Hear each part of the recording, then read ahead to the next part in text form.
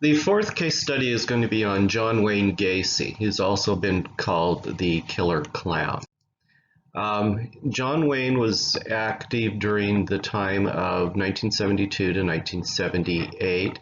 We're still very unclear as to how many total victims he may have had, but at least 33, but likely around 45 to 50 victims have been found. His charges varied from murder, sexual assault, indecent liberties with a child. The mild range of victim ages were between 14 and 21, and he only attacked males. Only 27 victims out of the possible 55 have ever been identified. 6 victim remains still are not identified.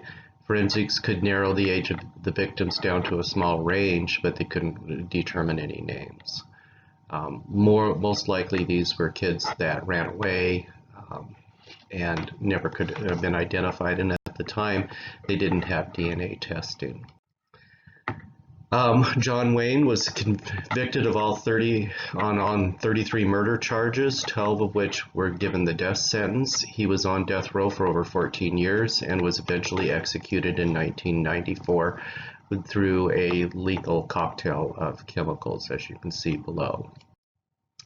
What the Gacy case led to was the formation of something called the Missing Child Recovery Act of 1984, which evolved into what we currently know now as the Amber Alert, that will occasionally sometimes pop up on our cell phones. That, I guess, is one positive that came from this tragedy of this man and the crimes that he committed. His diagnosis was, he was a serial killer. He was diagnosed with an antisocial personality disorder, and some people will argue, was he a sociopath versus a psychopath, both of which fall under the antisocial personality disorder. I would argue that it makes no difference. They're basically the same thing. He also probably had multiple personalities and also a comorbidity co-diagnosis of the paranoid schizophrenia. But the antisocial personality disorder seems to be the driving force diagnosis as to why he did what he did. You can argue that there is a difference between a sociopath and a sociopath.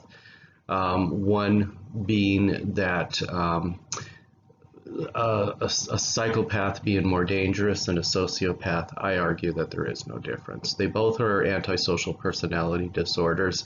They can vary on a spectrum from being very mild antisocial to very extreme antisocial. But in the sense, they're basically the same thing.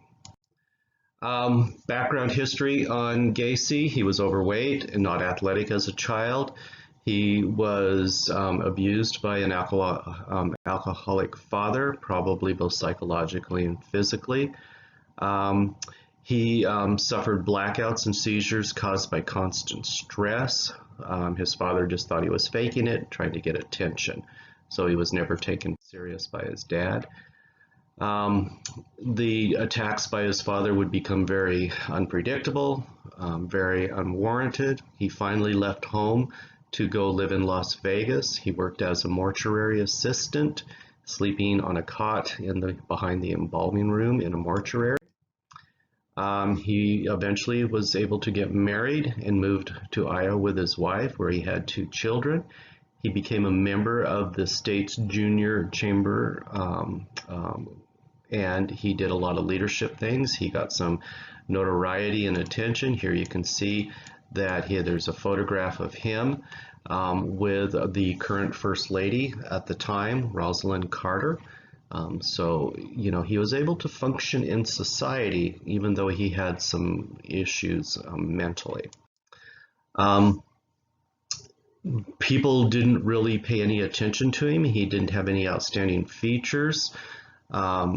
He was was involved in some acts that could have been deemed illegal at the time, such as um, things that were of a sexual nature. Gambling and drug use was also involved, but nothing really outstanding or abnormal from other people that were also committing these crimes. In 1968, he was arrested for sexually assaulting a teenage boy. He paid many more boys for research to probably do pornographic things.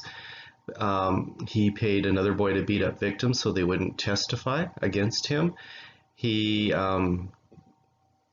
was diagnosed over 17 days with an antisocial personality, so that was his prime diagnosis here, that when he was charged, they found that he had an antisocial personality disorder. He was eventually sentenced to 10 years in prison. His wife did divorce him, and he never saw that family again. And he was released after 18 months on the initial charges of probably child sexual abuse. At that time, the sentencing was very limited. As to currently, it's much more strict, based primarily on cases like this. In 71, he was charged with assaulting a teenage boy. It was eventually dismissed in court because the child did not show up. The victim had to go in front of court at that time and publicly testify, which is no longer the case. It's now behind closed doors, and the victim's identity is always preserved, in anonymity, especially if they are a minor. He was then paroled in 1972.